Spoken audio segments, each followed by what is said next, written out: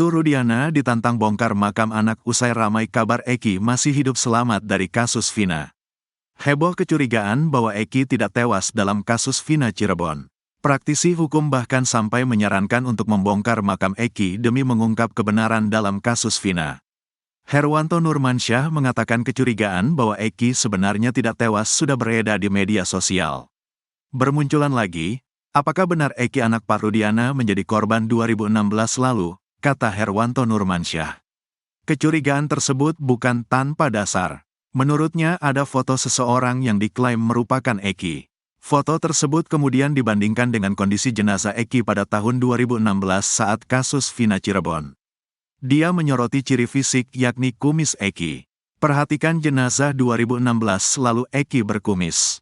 Saya juga dikirimin gambar setelah saya lihat, oh iya kok ini berkumis ya. Sedangkan Eki anaknya Pak Rudiana itu tidak berkumis, kata Herwanto Nurmansyah.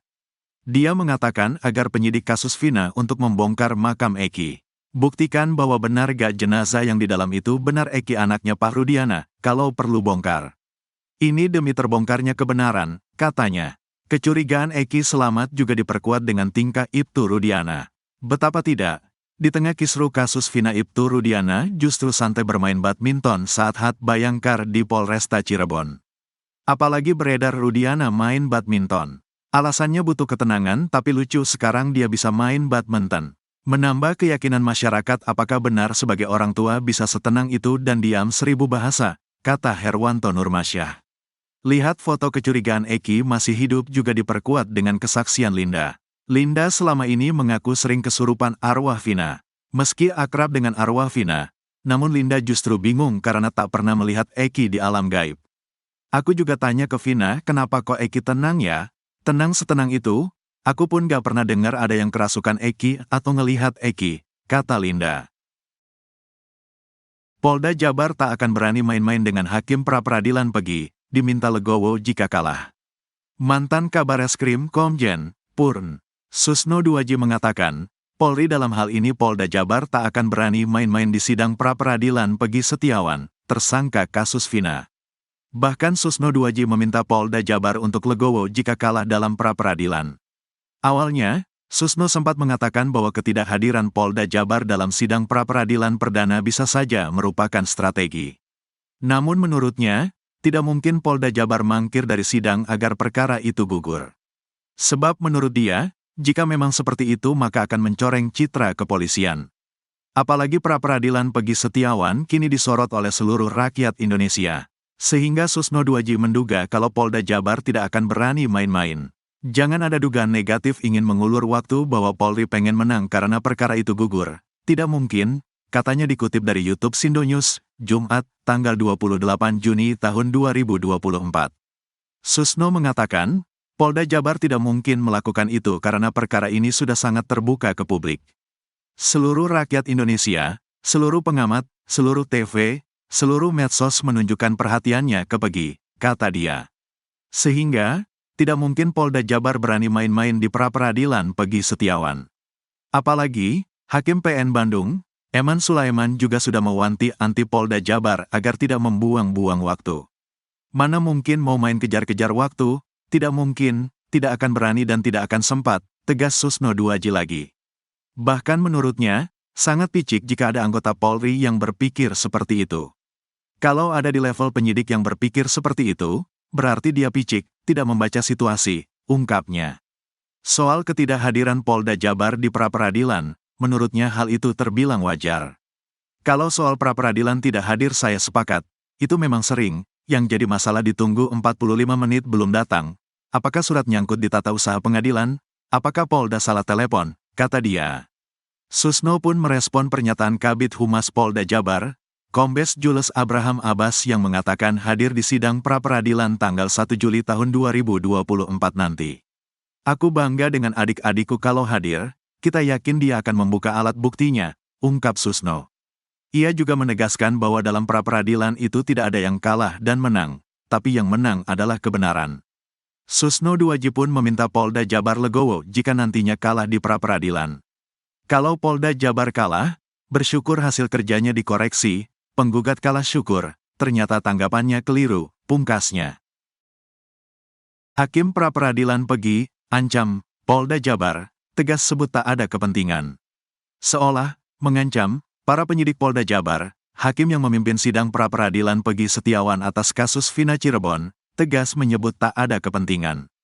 Atas dasar itu, hakim sidang pra-peradilan yang diketahui bernama Eman Sulaiman itu menegaskan jika ia tak akan bisa dipengaruhi siapapun dalam sidang yang dipimpinnya tersebut.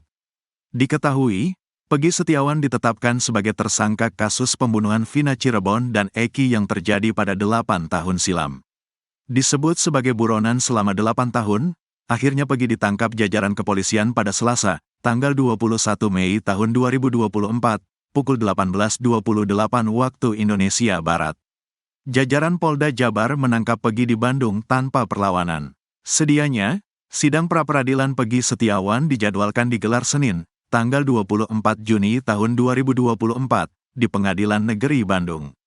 Namun, hakim pun terpaksa menunda hingga pekan depan, Senin, tanggal 1 Juli tahun 2024, lantaran pihak termohon dalam hal ini Polda Jabar mangkir.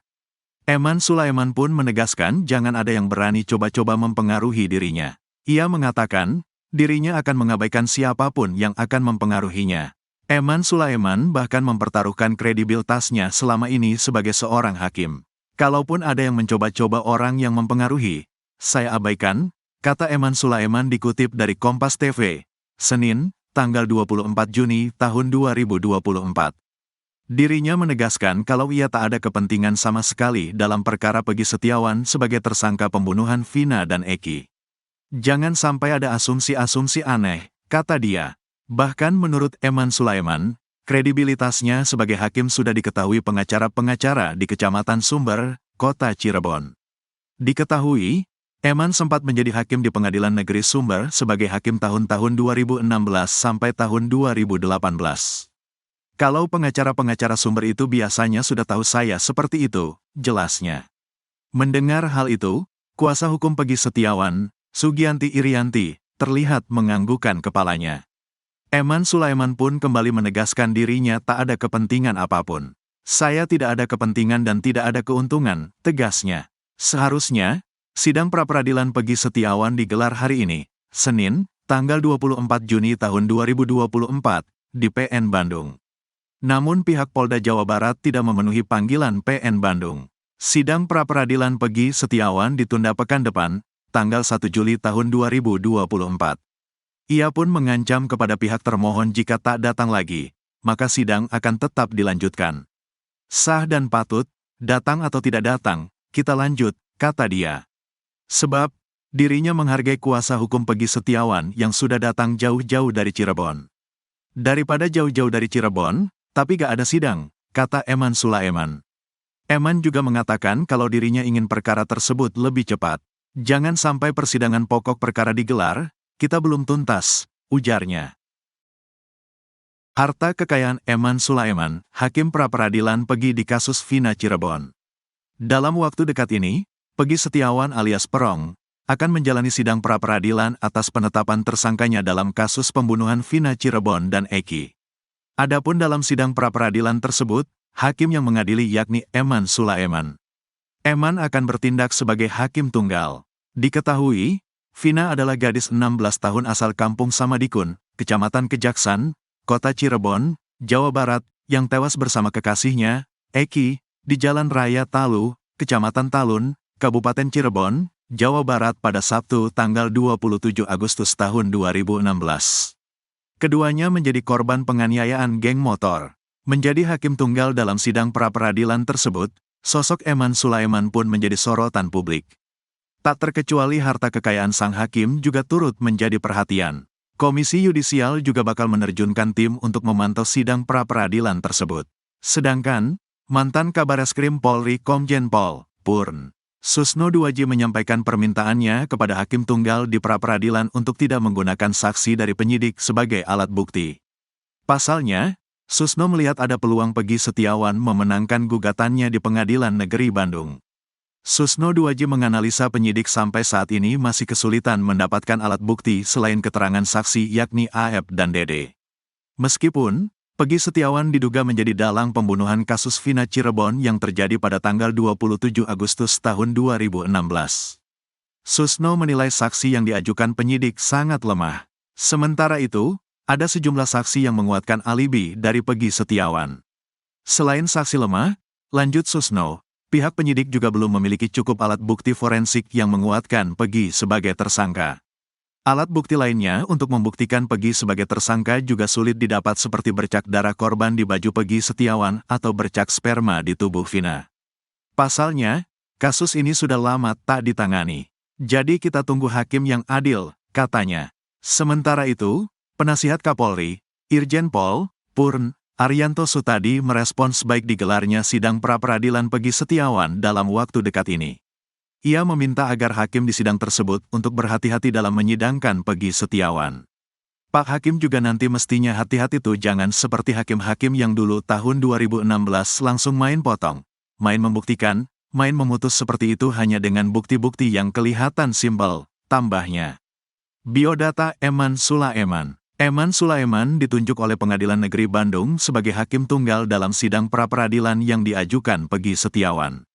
Pengajuan gugatan pra-peradilan Peggy Setiawan saat ini sudah terregister di laman Sistem Informasi Penelusuran Perkara, SIPP, Pengadilan Negeri, PN, Bandung, dengan nomor perkara 10, PIT, PRA, 2024, PN Bandung. Peggy menggugat Kapolri Cek Polda Jabar Cek di Treskrimum Polda Jabar. Rencananya, sidang tersebut bakal digelar pada tanggal 24 Juni tahun 2024, di PN Bandung. Diketahui, Eman Sulaiman berkarir menjadi hakim sejak tahun 2016. Ia pernah menjadi hakim di Pengadilan Negeri Sumber, Cirebon, dan Hakim Pengadilan Agama Sumedang. Eman Sulaiman juga pernah menjabat sebagai ketua di Pengadilan Tinggi Kupang hingga Pengadilan Tinggi Yogyakarta. Berikut profil lengkapnya.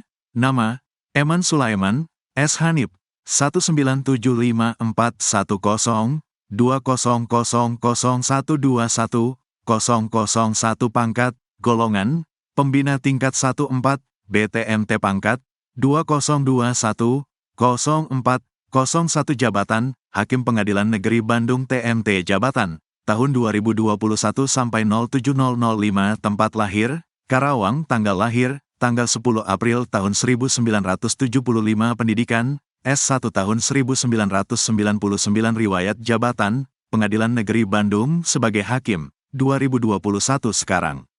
Pengadilan Negeri Wonosari sebagai ketua, tahun 2019 sampai tahun 2020. Pengadilan Negeri Rotendao, Kupang sebagai ketua, tahun 2017 sampai tahun 2018.